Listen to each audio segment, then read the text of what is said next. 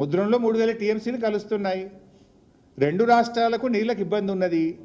2 రాష్ట్రాలు కూర్చొని ఇద్దరికీ ఆమోదయోగ్యంగా ఎలా వాడుకోవాలో మాట్లాడుకుందాము, మాట్లాడుకోవాల్సిన అవసరం ఉంది అన్నాడు. ఇలా బనకచెర్ల ముచ్చట ఉందా? ఆంధ్రప్రదేశ్కు రాసిచ్చిన ముచ్చట ఉందా? ఎక్కడైనా ఆంధ్రప్రదేశ్కి ఇచ్చినామని రాసినరా? నువ్వు తీసుకపో అని ముచ్చట ఉందా? ఇలా బనకచెర్ల ముచ్చట ఉందా? ఎందుకు చిల్లర మాట్లాడుతావు మిస్టర్ రేవంత్ రెడ్డి? నువ్వు 18 నెలలైంది ముఖ్యమంత్రి అయ్యి. 18 నెలలై ముఖ్యమంత్రి అయినాక కూడా నీ తీరు మారదా? కనీసం ముఖ్యమంత్రిగా బిహేవ్ చేయలేవా నువ్వు? ఇంకా నువ్వు ముఖ్యమంత్రి అనుకుంటున్నట్టు అనిపిస్తలేదు నాకు. అదే ప్రతిపక్షంలో ఉన్నప్పుడు బురజలుడు, చిల్లర రాజకీయాలు మాట్లాడు, పక్కోని మీద దొక్కుడు, తోసుడు, ఇదేనా ఇక నువ్వు? ఇందులో ఎక్కడన్నా బనకచెర్ల ముచ్చట ఉందా? ఆంధ్రప్రదేశ్కు తీసుకుపోయే ముచ్చట ఉందా? ఆంధ్రప్రదేశ్కి ఇచ్చిన ముచ్చట ఉందా? 2 రాష్ట్రాలకు ఇబ్బంది ఉంది. ఇద్దరికి ఆమోదయోగ్యమైన విధంగా కూర్చొని మాట్లాడుకోవాల్సిన అవసరం ఉంది అన్నాడు. ఆమోదయోగ్యంగా ఆంధ్రప్రదేశ్ ముందుకు రాలేదు. ఒక్క అడుగు మా హయాంలో ముందుకు పడలేదు. అది బాబు అయినా, అది జగన్ అయినా, ఇద్దరు కూడా 2 ప్రభుత్వాలతో మాట్లాడే ప్రయత్నం చేసినాం. నదీ మార్గంగా సాగర్, శ్రీశైలం ఆధారంగా నీళ్లు పైకి తేవాలి అనేది మా ప్రతిపాదన ఉండే. చంద్రబాబు ముందుకు రాలేదు, జగన్ ముందుకు రాలేదు, ఒక్క అడుగు ముందుకు పడలేదు. ఇప్పుడే ఎందుకు పడుతున్నది?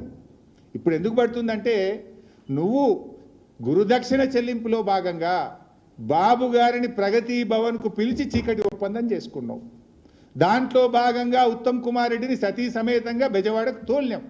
అందుకే ఇప్పుడు కదులుతుంది. అప్పుడు ఎందుకు కదలలేదు అని నేను అడుగుతాను. అది చూడండి, సతీ సమేతంగా బెజవాడలో కలిసి వచ్చిండు. రేవంత్ రెడ్డి గారు దోలిచ్చిండి అని ఒప్పుకొని వచ్చిండి పోయి.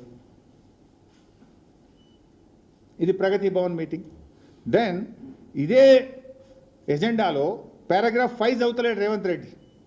ఇదే మినిట్స్ ఆఫ్ ద మీటింగ్లో ఏదైతే అపెక్స్ కౌన్సిల్ మీటింగ్ 2026లో జరిగిందో అందులోనే ఎజెండా నెంబర్ 5లో కేసీఆర్ గారు మాట్లాడింది కూడా స్పష్టంగా ఉంది. అందులో కూడా raised objection over the expert committee constituted by Government of India to address the issues of diversion of water from Godavari to Krishna River between the 2 states without prior consultation of Telangana, and pointed out conflict of interest with respect to some members. He requested for reconstitution of the committee as already requested. ఇందులోనే స్పష్టంగా చెప్పిండ్రు, మా అనుమతి లేకుండా, తెలంగాణ చర్చ లేకుండా, తెలంగాణతో సంప్రదించకుండా ఆంధ్రప్రదేశ్కు గోదావరి నీళ్లు మళ్లించడం పట్ల, ఆ కమిటీలో ఉండే సభ్యుల యొక్క తీరు పట్ల కేసీఆర్ గారు చాలా స్పష్టంగా తన నిరసనను కూడా తెలియజేసిన విషయాన్ని ఇందులో స్పష్టంగా చెప్పారు. ఇంత క్లియర్గా ఉంటే వీళ్ళకి 2016లో బంకచెర్ల రాసి ఇచ్చినట్టు నిన్నటి ప్రజెంటేషన్ పెట్టా. ఇది మీరు చూసిండ్రు. నిన్న వాళ్ళు ఏం ప్రజెంటేషన్ పెట్టిండ్రో కూడా ఒకసారి చూడండి. హెడ్డింగు నిన్న కాంగ్రెస్ పార్టీ ఉత్తమ్ కుమార్ రెడ్డి గారు, రేవంత్ రెడ్డి గారు కలిసి పెట్టిండ్రు. ఏం రాసిండ్రు పైన?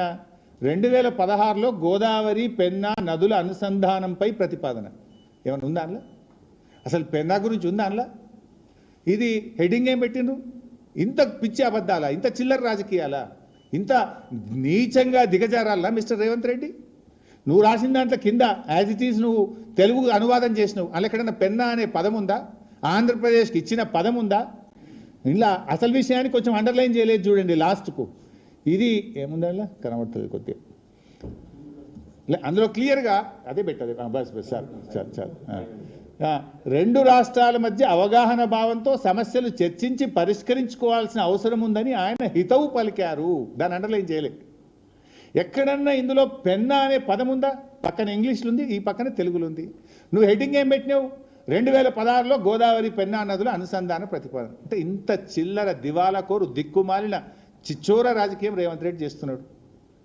పెట్టు, అసెంబ్లీ పెట్టి నీ బట్టలు ఇప్పుతాం, మాట్లాడతాం గట్టిగా. నీళ్ళేందో పాలేందో తేలుతాంప అసెంబ్లీ సాక్షిగా, రాష్ట్ర ప్రజల సాక్షిగా, శాసనసభ సాక్షిగా. ఎవరు అబద్ధాలు మాట్లాడుతుండో, ఎవరు నిజాలు మాట్లాడతారో మాట్లాడదాంప అసెంబ్లీలో. మైక్ కట్ చేయకాడ మైక్ కట్ చేస్తాడు మళ్ళా. సరే, నెక్స్ట్ కెమెరా వాళ్ళ సైడ్ పెట్టాడు. మా మాణిక్యరావు సార్ మంచిగా యాడ్ చేస్తుండు. నన్ను చూపిస్తలేదు అసెంబ్లీలో. నేను మాట్లాడుతుంటే నా బొమ్మ కనబడదు, మైక్ కెమెరా తిప్పేస్తాడు. సరే, అయితే ఇక్కడ ఇంకొక విషయం కూడా ఏంటంటే,